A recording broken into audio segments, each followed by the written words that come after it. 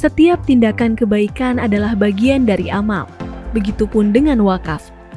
Apabila dihubungkan dengan harta seperti tanah, maka harta tanah yang sudah diwakafkan pemiliknya tidak boleh dipindah tangankan dalam bentuk apapun.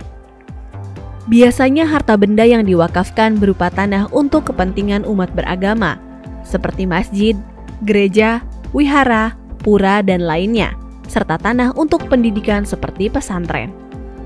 Karena bersangkutan dengan tanah, pemerintah memberikan peraturan khusus terkait tanah wakaf yang tercantum dalam Undang-Undang Nomor 41 Tahun 2004 tentang wakaf.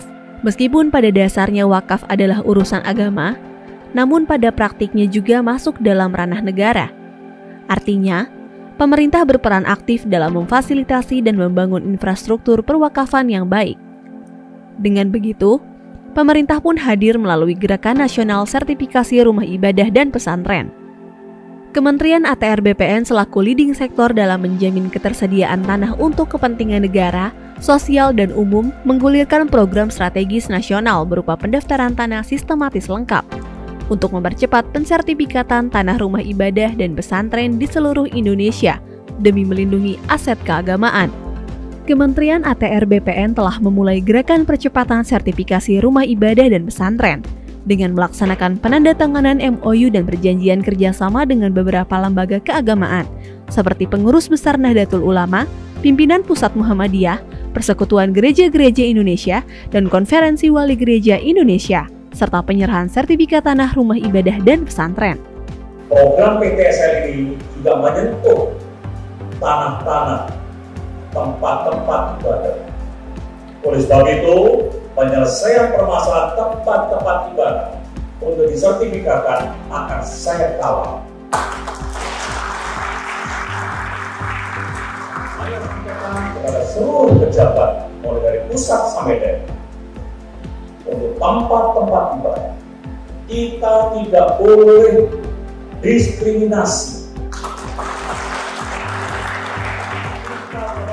Semuanya tanpa terkecuali agar seluruh umat beragama bisa melaksanakan ibadahnya dengan khusyuk tanpa gangguan. Sertifikasi tanah rumah ibadah dan pesantren merupakan komitmen pemerintah dalam memastikan legalitas tanah wakaf, aman dari potensi hilang dan hal-hal yang tidak diinginkan lainnya.